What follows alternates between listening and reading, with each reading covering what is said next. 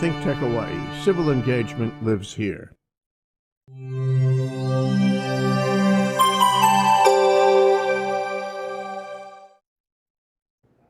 Hey, aloha, and welcome to the ThinkTech Hawaii studios. I'm Andrew, the security guy, here for another episode of Security Matters Hawaii. And today, we're going to be talking women in security. We're going to talk about the FBI Alumni Citizens Academy Alumni Association trip to D.C. So we got a lot going on today. And with me in the studio today is Christine Lanning, the president of Integrated Security Technologies. Thanks for coming in. Appreciate you taking some time out of your schedule. I know you're busy.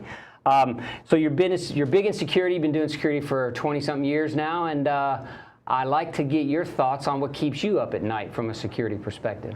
Well, I will say that there isn't much that keeps me up at night, particularly because I value my sleep. Okay. But if I did have to worry about something, I think for me it would just, I feel like there's this decline in kind of our community and kind of our social networks and our ability to connect with one another. And I overheard Chief Ballard speaking yesterday on this very topic, actually. You know, 20 years ago, people kind of hung outside, right? They hung out on their porch, the kids played outside, and there was a sense of community. So when somebody would come through the neighborhood, people were aware. And I just feel like now everybody's kind of on their phones and not really paying attention to the rest of the world. And I think it also translates into just people being out and about in the neighborhood and in the community also. Like, so I always use the example of in the case of an emergency and you're hanging out at a hotel room, do you actually know where the emergency exits are? Are you paying attention to that kind of stuff? And I just feel like for the most part, a lot of people aren't really paying attention. And that worries me. Interesting. You know, we talk a lot about digital transformation and maybe that digital transformation of the neighborhood, right? Because everybody's face down in their phone instead of looking around them at their environment. And security, that's really important. So I can see why that's on your mind. So I know that you happen to be very active in the community, and you do a lot of volunteering on a lot of different committees and for a lot of different groups. One of them being the American Society of Industrial Security, which is one of the large governing bodies of our industry. You have a group here that you've been a part of, and I think you have there's a women in security group or something associated with that. Can you tell us a little bit about that?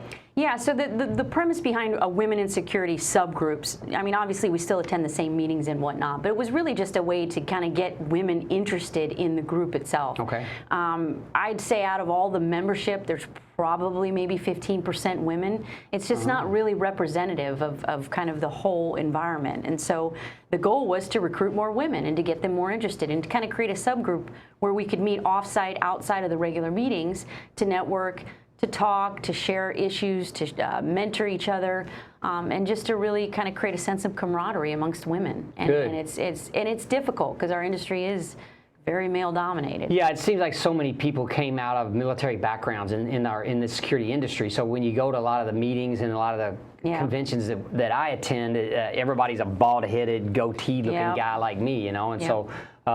How do you feel women represent? Is it growing in you know, from your perspective? I think it is. I think it is slowly but surely. I think for us the challenge is that I think there are women out there in security, but they just don't know about the group. So it's kind of been my mission to go out and find these women in security and get them interested in the group. And again, continuing to build this sense of community. I'm also in charge of programs, so finding speakers for the group, and I'm really trying to make it so that it's more valuable for the membership when they show up to the meetings, that they actually learn something about what's going on in their community. And that's always a challenge, right, trying to find good speakers. It seems like security is not painful, but it's that kind of thing that people don't want to have to think about. You know, like it's the... You don't want to think about what can go wrong. You don't want to think about the problem. People, I encounter that quite a bit, and it's not that they're naive necessarily. Everyone's sort of aware that bad things can happen to them. What's your take on do you see a difference in, let's just say, the women in security group and how they think about and talk about security problems versus the men? Is there a... Yeah, it's interesting you brought that up. I do find a huge difference, and I hate to be such a generalist, but I think there's a lot of truth to the fact. And maybe it's not so much male and female. It could just be more the old guard versus the new guard. Okay. Historically, I think people in security didn't really share their issues, right? There was not a lot of camaraderie. It was kind of like, hey, I have a problem. I want to keep it inside, not really share that with other people. No transparency. Gotcha. Yeah, and I think women just generally tend to be more collaborative. Okay. And for them, it's really about the mission. It's really about how do we really make this particular you know, whether it's a business, whether it's the military, whether it's their house, regardless of what it is, they want to make it better. They want to make it more secure. So they're willing to go out and ask questions and find out how other people do things and try new things and collaborate and have these discussions. Whereas I think, you know, 15, 20 years ago, we just didn't share like we do today. So I think it definitely is a combination of not just more women in the industry, but I think just more diversity in totality, right? In the security industry absolutely, itself. Very absolutely. Good. So you did bring up the military.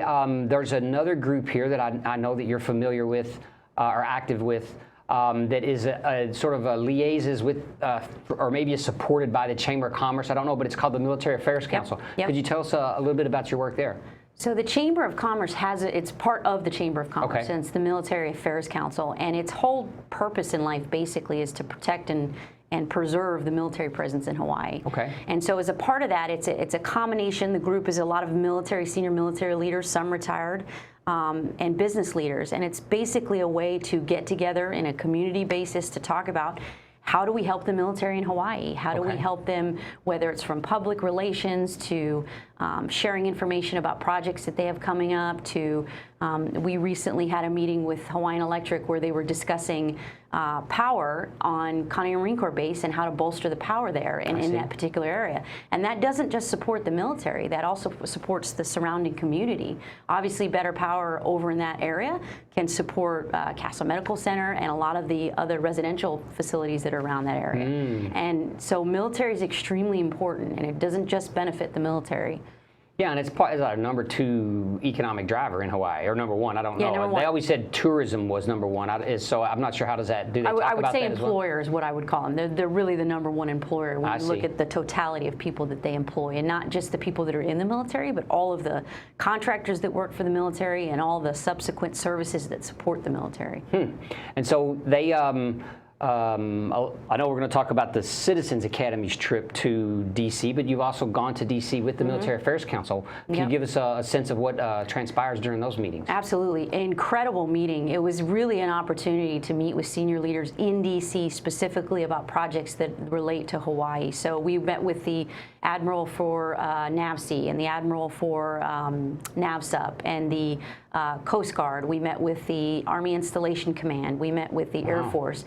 And really just getting a feel for 2 things. Number 1, what's going on in Hawaii and what projects are going on in Hawaii, but more importantly, how can we support the military's efforts? Okay. The big kind of buzzword of late has been all the Marines that are moving to Hawaii, and so how do we support that? Where are they going to live? Where are they going to go to get, where their family's going to be supported and go to school? Where are they going to get jobs? And so there's a lot of talk and discussion, and it's not just the military functioning in a vacuum, it's senior, business individuals out in the community that are a part of that as well. So it's kind of an all-encompassing discussion about how do we support the military. Yeah, it seems like when I've been to those meetings, there's the financial sector's driving them, the healthcare sector's present. Even the hospitality sector is present. It was the guy that drives Outrigger was the kind of driving the meeting last time I was at one of those. So really good. That's great stuff. So you mentioned also Chief Bowden a minute ago that you saw her speaking yesterday, and I know that she was a speaker on at As Is. You had her speak there to the group, so she's done a great job, I think, promoting transparency and trying to repair the image of the HPD after all that we've been through there. You attended the Honolulu's Police Force Citizens Academy or something like that as well. Can you give us a sense of what that's about? I can't remember. It might have been 4 or 5 years ago. And they've had this Citizens Academy for quite a long time. I think that they took a hiatus, and I actually went back, and the first year they started to renew that. Okay. And again, the whole thing is creating a sense of community. If they can get business leaders, and there's actually 2 Citizens Academies.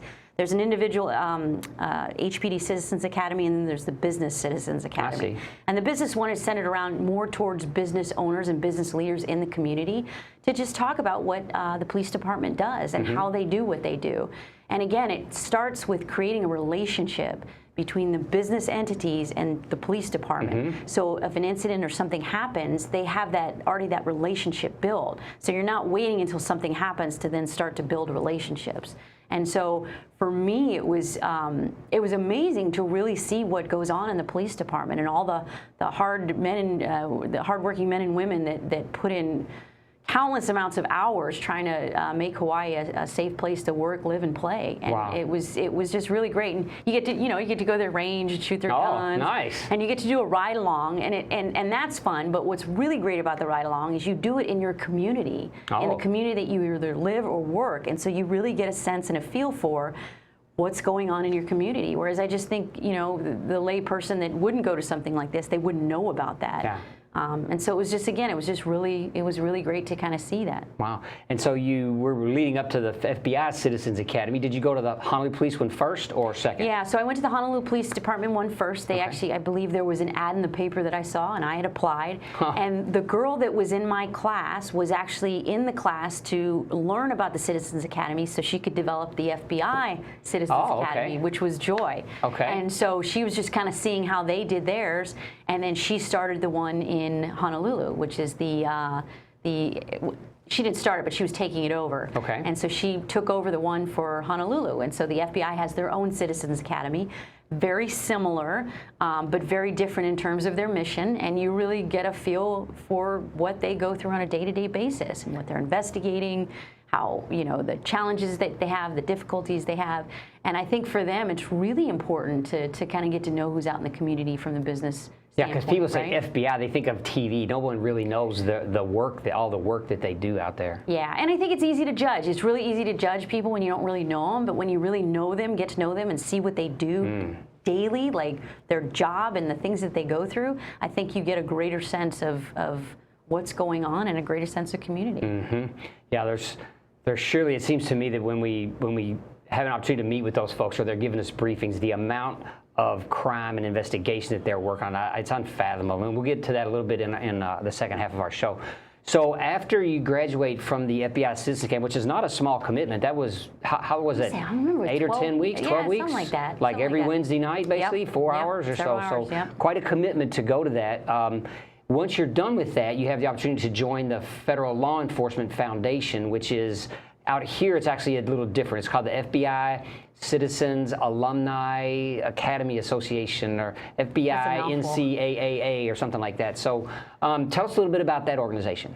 Yeah, so part of being as a part of the Citizens Academy, at least in our group, there was probably maybe 20 or 25 people. And so not do you just get to meet the FBI people, but you also get to meet the other people that are in the Citizens Academy. So these are all business leaders in all different types of industries. And so that's kind of your group, and you really get to know them through this process, right? And you share, trials and tribulations as you go through the class and just that learning experience. And so when you graduate, you have the opportunity to join the foundation. And for me, the value is twofold. Number one, you take that 20 to 25 person group and you expand it exponentially. They have like several hundred members. And so you get an opportunity, a chance to meet with several hundred other potential business leaders out in the community in the networking events that they put on. But in addition to that, there's also a charity arm. It's kind of like the FBI's charity arm. So they do a range of events, everything from help a needy child go shopping during Christmas, to supplying shoes to track teams, to doing a Shark Tank event. We did a Shark Tank event at Waipahu High School where I had an opportunity to sit in front of, I don't know, there must have been about 15 or 20 high school students presenting their projects for how to deal with social issues in the community, everything from bullying to drug abuse to, and it was just to have this opportunity to give back to your community on behalf of the FBI. And again, it's not just you, it's you and a group of other great like-minded people is just really incredible. And for us, and I mean us, our company, for us, that's a great opportunity for us to pursue our mission, which is leading Hawaii to a safer place. And part of that is that community outreach in those capacities. So that's awesome, bringing us right up to the break. So we'll be back in about a minute with a little more FBI Citizens Academy. Hello, My name is Stephanie Mock, and I'm one of 3 hosts of ThinkTech Hawaii's Hawaii Food and Farmer Series. Our other hosts are Matt Johnson and Pamai Weigert, and we talk to those who are in the fields and behind the scenes of our local food system. We talk to farmers, chefs, restaurateurs, and more to learn more about what goes into sustainable agriculture here in Hawaii. We are on Thursdays at 4 p.m., and we hope we'll see you next time. Hi, I'm Pete McGuinness-Mark, and every Monday at 1 o'clock, I'm the host of ThinkTech Hawaii's Research in Manoa. And at that program, we bring to you a whole range of new scientific results from the university, ranging from everything from exploring the solar system to looking at the Earth from space, going underwater, talking about earthquakes and volcanoes, and other things which have a direct relevance not only to Hawaii, but also to our economy. So please try and join me 1 o'clock on a Monday afternoon for ThinkTech Hawaii's Research in Manoa, and see you then. Hey, welcome back to the ThinkTech Studios. This is Security Matters, and we're talking with Christine Lanning, the President of Integrated Security Technology today, about the Federal Law Enforcement Foundation and the FBI Citizens Academy and all the work she's been doing in the community out here. So you had a chance recently to go with members of the Federal Law Enforcement Foundation from the FBI Citizens Academy to Washington, D.C. and spent a week with, I guess, touring other law enforcement groups or other law enforcement agencies and getting some behind-the-scenes briefings. Yep. So give us the rundown. How'd that start out? Well, I don't ever recommend going to Washington, D.C. in the summer. As hot as you think it is here, it is way hotter there, and much more humid. But other than that, obviously fantastic opportunity, again, to meet with several other law enforcement agencies in a partnership capacity. So we're not getting the generic tour, right? We're getting the behind the scenes, you know, meeting with an individual, really getting kind of the insides of what they're doing. So I think day 1 we met with the Bureau of Engraving and Printing. Okay. So this is where they print all the money, right? the real stuff. So we got the normal tour, which is kind of how you go through and you understand how they print the money. And I tell you, man, I had no idea all that work goes into printing money. A production operation. It's insane. I mean, I think the paper comes in and then they print it once and then they have to make it dry for like, I don't know, something like 2 or 3 days, and then they print it again, and then they have to cut it, then they have to cut it again, then they have to put a number on it. And actually, during that whole process, it's not considered money. When's it money? It's only considered money once it's been entered into their system with the number, with the corresponding number, and then what the value of the currency is. Into the Federal Reserve. So once the Federal Reserve makes it, enrolls it into the banking system or something of the world. Until then, Wow. So wow. Okay. And I also found out this was interesting. It's been over 70 years since they've printed a bill above $100.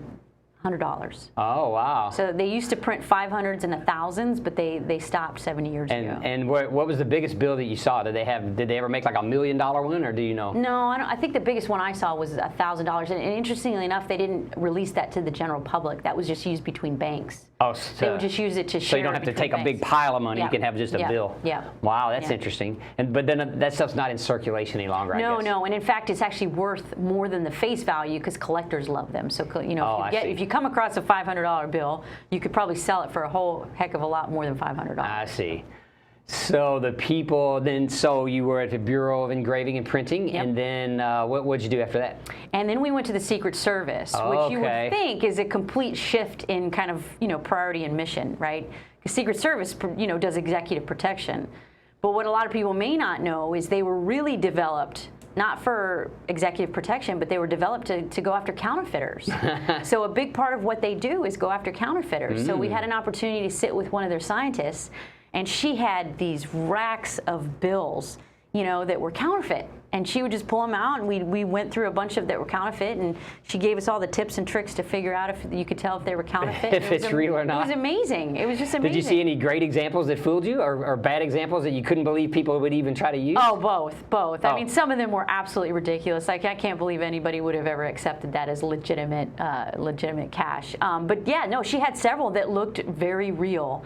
And one of the things I didn't know that the pen you use to test to see whether or not the money's real, actually will work, but only on paper that isn't real. So sometimes people will wash the bill, which means they'll take a dollar bill and they'll use chemicals to wash it, and then they'll reprint like 100 on it. Oh. So that it's basically a $1 bill that's now worth $100, and that pen will still work. Because the paper is, or it's not really paper, isn't it? No, some kind of cloth? it's fabric. I think it's a combination of linen and cotton. Something. Yeah. Wow. Yeah. It's pretty interesting.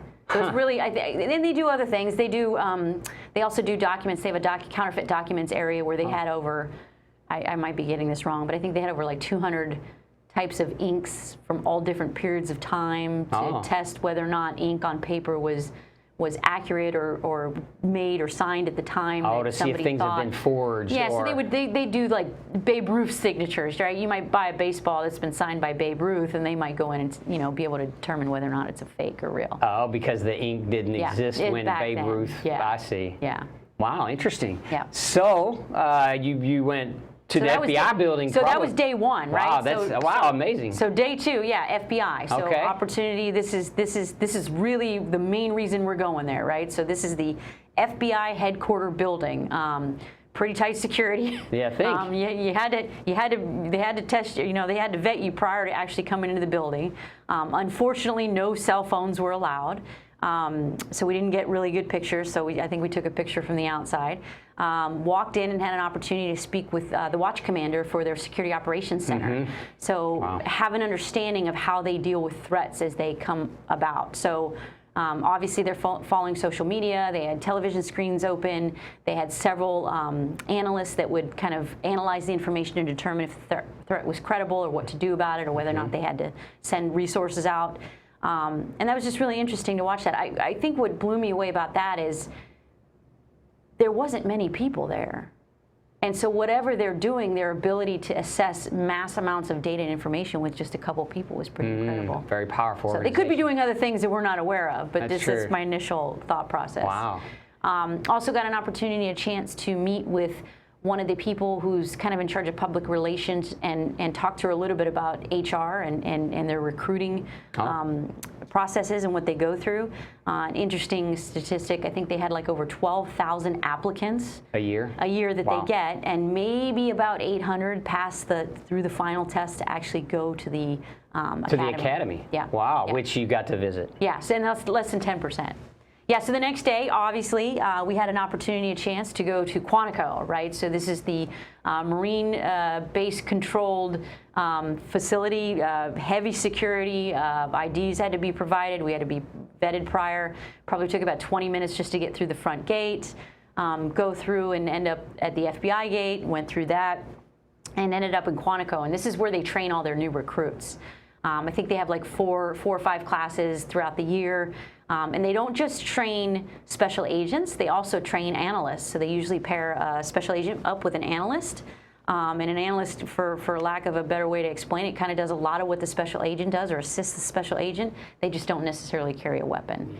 Had an opportunity to see their training facility where they do all their tactical training. And they call it Hogan's Alley, and it's it literally is a town with real buildings that they go inside, and like they had a pool hall, a bar, they had a real subway, and I don't mean a real subway, I mean a real subway where you could go get sandwiches. Yeah. But they would use that for training. They had houses and a car lot and all kinds of other really cool, unique things so that the recruits could really get some real tactical training.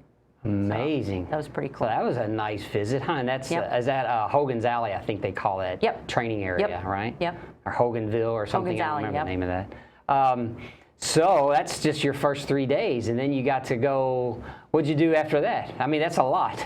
That is a lot. So the next day, we actually had an opportunity, a chance to go to INTERPOL. Wow. And I got to be honest, I didn't really know much about INTERPOL other than what I saw in the movies. And apparently, whatever they do is not like it is in the movies at all.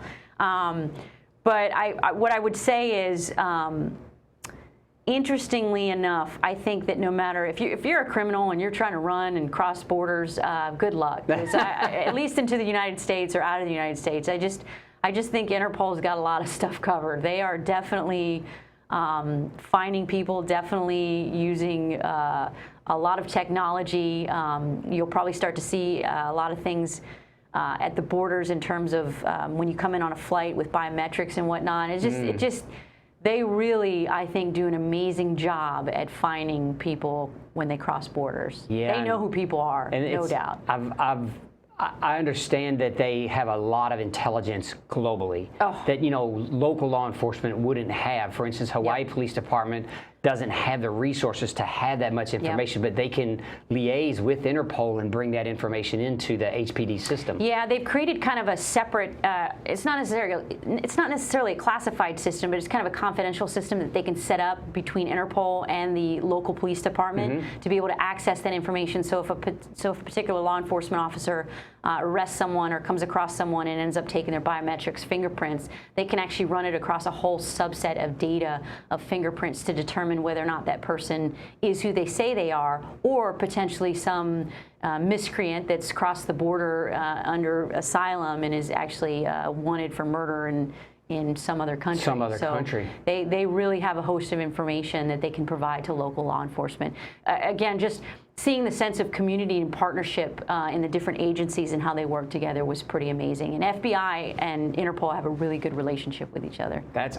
awesome. Gave me a lot of confidence that, you know, they really are working together. It's awesome. Yeah, that's amazing. Yep. So after Interpol, did you go, there's a couple other agencies I heard you visited. Yep. After Interpol, we went to ATF, which is Alcohol, Tobacco, and Firearms Division, which was interesting because they don't really go after alcohol and tobacco anymore. It's mainly just firearms.